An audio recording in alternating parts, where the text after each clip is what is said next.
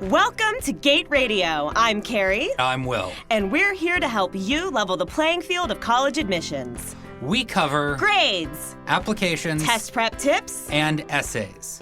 This podcast shares the expertise of dozens of professional educators with years of experience. Don't go crazy, don't go broke, go Gate! Let's begin. Rumor on the street, Will, is that you are a college fair expert. I think that, rumors say things. Have I done lots of college fairs in my life as an admission counselor? Have I seen all sorts of types? I mean, yes. Are they things that I enjoy doing? Of course. So if you want to say that I'm really an expert, I'm not going to challenge you. Of course you're not going to challenge me. No, but the other thing that I think is really amazing about college fairs, and what I want to talk about today, is that they're very easy to do wrong. Because a lot of students feel like this is their big shot at meeting a representative. Because the great thing about a college fair is there is someone an admissions office has put the faith in to be there and represent the school. Usually it is an admission counselor, but if it is an alum of the school, those alumni are prepared, they are trained. So this is a great opportunity. Right. And I remember as a student, I found them to be overwhelming. And I wasn't sure how much what I said and did at the college fair mattered in my application process, if that sort of moment of interaction would be remembered when I was later applying to a school. And a lot of students really get nervous about it and do it wrong. And so, have you ever been at a party or a wedding, let's say, or some other social occasion, and someone just keeps asking you questions without pausing? And, they just keep asking things. They're really intrusive, and they really want to keep making sure that you have, some idea of who they are, and they don't really. That's what kids do at college fairs. That exact thing. Right. Yes. And wasn't I annoying there? You're never annoying, Will. I was trying to be annoying intentionally to prove a point. You always have a place in my heart. Okay. Well, I have to work on being annoying if I want to. But so we want to give you 3 tips that really will allow you to use a college fair in the best way possible. Yeah, so walk us through this. So there's probably a lot of parents and students that are out there listening, getting ready. Let's say for someone who's getting ready to go to one tomorrow, right. What can they do? What you said, Carrie, was that they were overwhelming when you were in high school. Yes, they were. It's huge. There's so many different ones. And I always wondered, how productive is this? What am I going to get out of this meeting? Can I just go find it online? Is there a purpose to me interacting with this person? Of course, I didn't think about online when I was in school because we didn't have online back then. Well, we kind of did. Yeah. But not really. We didn't have the good internet. No, we had the bad, yes. Slow, dial-up, forever internet. And you're exactly right that people can find a lot of information, but I think if students remember, and parents remember 3 things, that is that it is for you.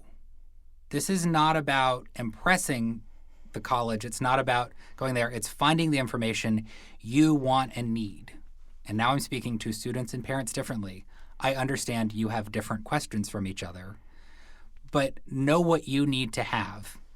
You also need to actually figure out what you will be asking. Know your questions ahead of time. And finally, you can save a lot of time at those overwhelming, crazy college fairs by actually pre-printing up a label, which we'll get to at the end of exactly how to do that. Because the most important thing, if someone dragged you to a college fair tomorrow, you weren't totally prepared for it, you signed up there, you didn't plan that much ahead of time, you can still remember these things. This is not the place to impress the school representative. It is not the place to show how smart you are, how much you want to go there. There are other avenues. There are other outlets for that. That's the formal interview when you actually go to visit a college that you've applied to. Or you meet with a satellite rep in your area, which is what I did because I lived in a small town that wasn't close to much. So. And so you can have that opportunity even if you grew up in a small town and are not near things. You can find those avenues, and the college fair isn't it. Spend no more than about 5 minutes with any one school because you want to find multiple schools. The largest fairs, which are the best ones to go to, they're put on by the National Association of College Admission Counselors. frequently referred to as a NACAC. Interesting sounding Yes. acronym. NACAC. NACAC. They put on what they call the National College Fairs. They go to most major cities in America, and they're on Saturdays, sometimes Sundays, but usually in a time that you can drive.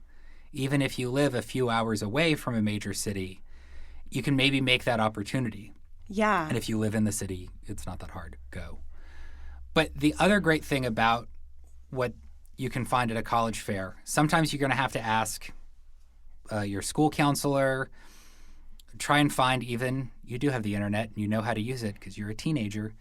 You can just search your city college fairs and see what comes up.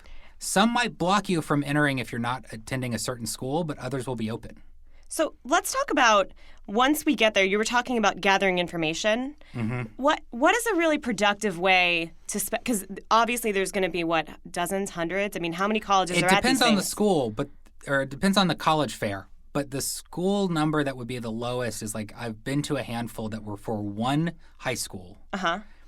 There were still maybe 50 to 60. Okay, so this That's is the a small lot of one. colleges. So you really want to maximize your time, right? Let's say you drove all the way from your small town to a city that's 3 hours away. It's a big deal. You're not So- going to talk to every school at a college fair, and you So- cannot talk to one school the whole time. So there's an advanced kind of preparation process that goes on. Maybe look at the list of colleges first, check off the ones you definitely want to talk to.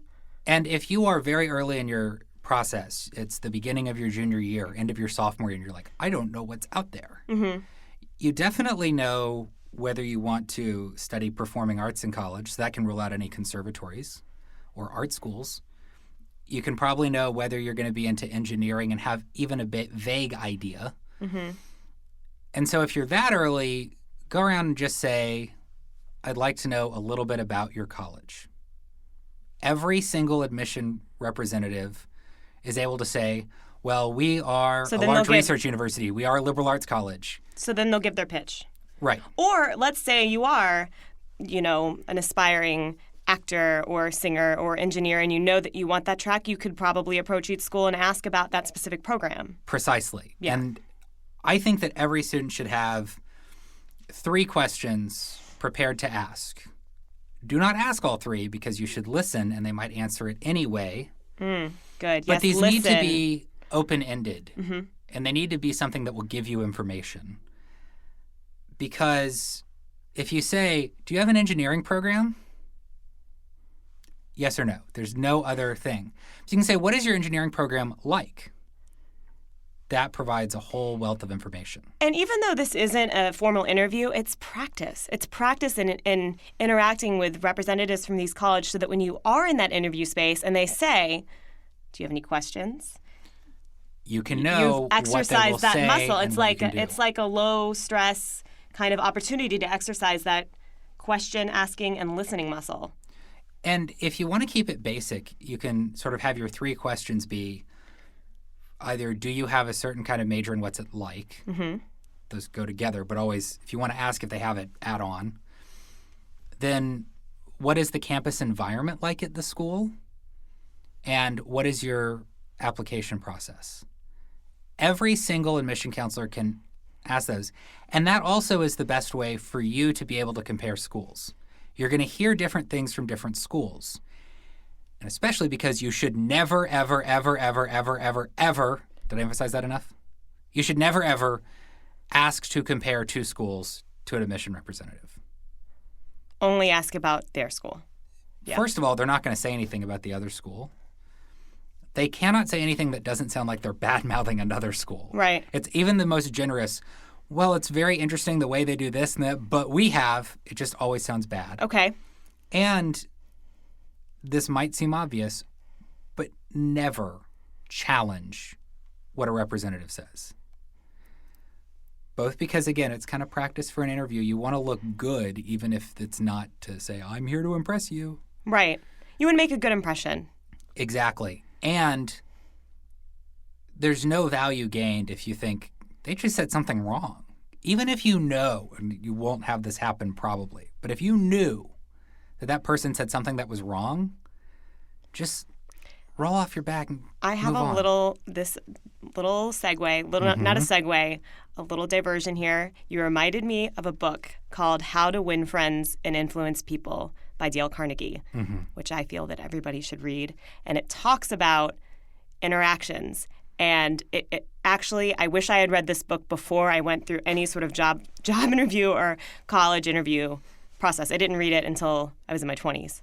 But it's all, and it speaks to exactly what you're saying, which is not making other people wrong, right? And it's not even not making other people wrong, not making other people feel bad and uptight. Right. That it just sort of is counterproductive for you to have someone go, and get uptight and angry. Right. You just need information. And the other key thing about this is that lengthens your time at a table. You need to use this to find as many schools as possible if you are, say, in your junior year and starting to figure out what your list is. If it's your senior year and you've got that list of 8 to 10 schools and you can target all of them. But if you spend 5 minutes for 12 schools, that's still an hour of time, and then you factor in walking through and trying to navigate the actual floor plan. And again, as you're going through, honoring each person that you meet as an expert.